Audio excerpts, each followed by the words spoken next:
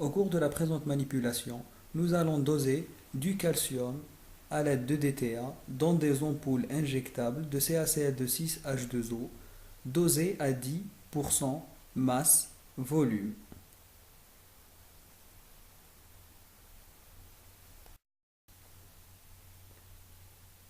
Pour cela, nous allons avoir recours à l'ampoule injectable de chlorure de calcium dosée à 10% masse volume et qui sera diluée au 50e dans de l'eau distillée. Le titrage fera appel à une solution titrée de DTA à 5 fois 10 puissance moins 3 mol par litre.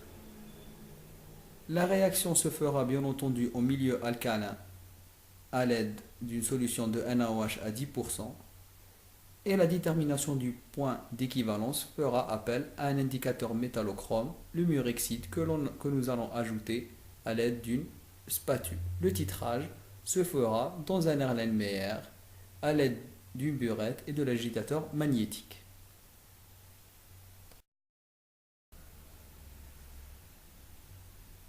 Nous allons d'abord procéder à la mise en place de la solution alcaline dont on va ajouter 10 ml à l'aide d'une éprouvette.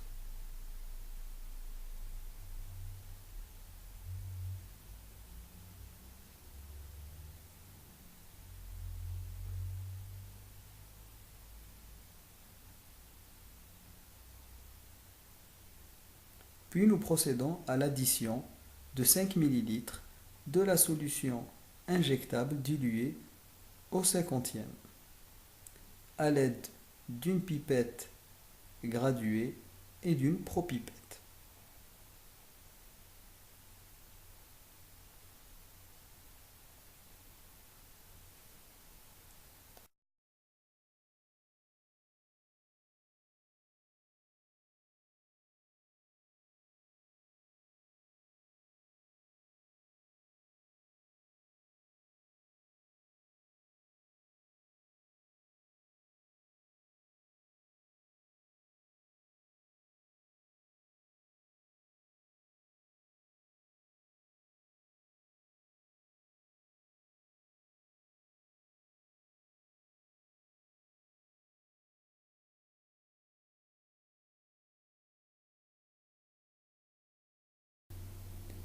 On ajoute également l'indicateur coloré, le murexide, à l'aide de la spatule.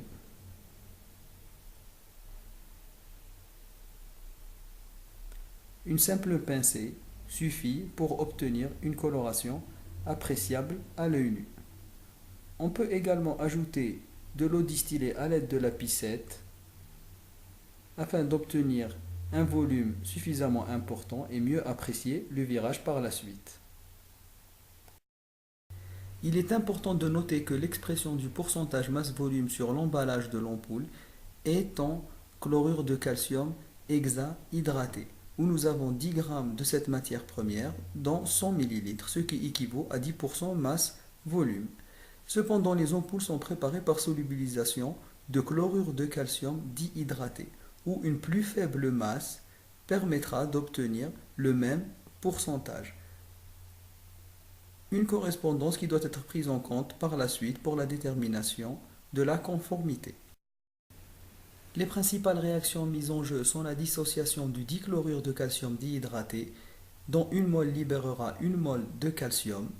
Ce dernier sera par la suite dosé par le DTA dans une réaction totale et irréversible par la formation d'un complexe parfait. La quantité ajoutée de calcium par l'addition de 5 ml de solution d'une ampoule diluée au 50e et dont la concentration est inconnue va ajouter X mol, donc de Ca2+ dans l'air laine, quantité qui sera dosée par une solution de DTA à 5 fois 10 puissance moins 3 mol par litre et dont la quantité sera déterminée par la chute de burette. Nous procédons donc au titrage proprement dit, jusqu'à variation de la coloration, et détermination de la chute de burette, qui est égale à 9,1 ml. La concentration du dichlorure de calcium déhydraté dans la solution diluée est donc égale à 9,1 fois 10 puissance moins 3 mol par litre. Ce qui veut dire que pour l'ampoule, nous multiplions par 50 et connaissant la masse molaire du sel, nous avons donc une quantité équivalente à 6,68 grammes pour 100 ml de solution. Et sachant que 6,7 grammes de dichlorure de calcium déhydraté correspondent à 10 grammes de dichlorure de calcium hexahydraté, les 6,68 grammes que nous avons retrouvés correspondent donc à 9,98 grammes de CaCl2 6H2O. Cela veut dire que pour 100 ml, nous avons un pourcentage masse-volume de 9,98%. Et sachant que l'intervalle de conformité va de 9,5 à 10,5%, cela veut dire que le contenu de notre ampoule est donc conforme à la norme.